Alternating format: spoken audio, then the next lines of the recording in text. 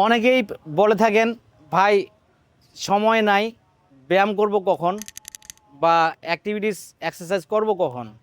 ভাই বিশ্বাস করবেন না, আপনার অ্যাক্টিভিটিস অ্যান্ড এক্সারসাইজ অর্থাৎ ব্যায়াম বা শরীরের মুভমেন্ট আপনার জন্য ফরজ কাজ, আপনাকে অবশ্যই করতে হবে।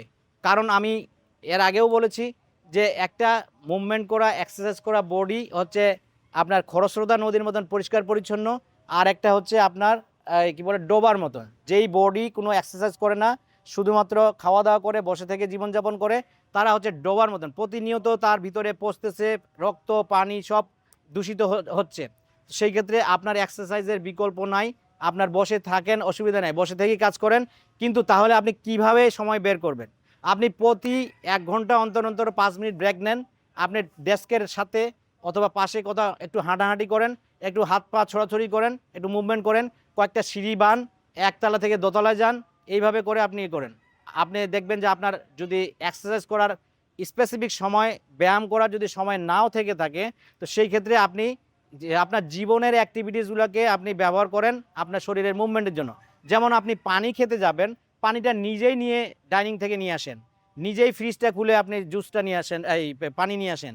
আপনি নিজেই কাউকে কিছু দিতে যান, বইটা আনতে যাবেন ডেস্কে, নিজেই নিয়ে আসেন। আপনি বাসা থেকে বের হয়ে বড় রাস্তা পর্যন্ত রিকশায় না উঠে আপনি হেঁটে যান, আপনি বড় রাস্তায় নেমে হেঁটে বাসা পর্যন্ত হেঁটে আসেন। আপনি সিঁড়ি দিয়ে যদি আপনার বাসা 5 তলার উপরে হয়, তাহলে অবশ্যই 3 তলা 2 তলা 3 তলা পর্যন্ত হেঁটে উঠেন। এভাবে প্রত্যেকটা জায়গাকে আপনি অ্যাক্টিভিটিসের মধ্যে নিয়ে আসেন, যাতে করে আপনি যেহেতু স্পেসিফিক্যালি সময় বের করতে পারছেন না এক্সারসাইজের জন্য, তাহলে আপনি এইভাবে করে আপনার শরীরকে মুভমেন্টের মধ্যে রাখেন। দেখবেন যে আপনি পার্টিকুলারলি আধা ঘন্টা 45 মিনিট এক্সারসাইজ করার চাইতেও ভালো রেজাল্ট পাচ্ছেন যদি আপনি এই টিপসগুলি ফলো করেন। আপনার শরীরের মুভমেন্টের কোনো বিকল্প নাই। যেই শরীরের অঙ্গ আপনি ব্যবহার করবেন সেটাকে আপনি রাখতে পারবেন, আর যেই শরীরের অঙ্গকে আপনি ব্যবহার করতে পারছেন না তাকে আপনি রাখতে পারবেন না।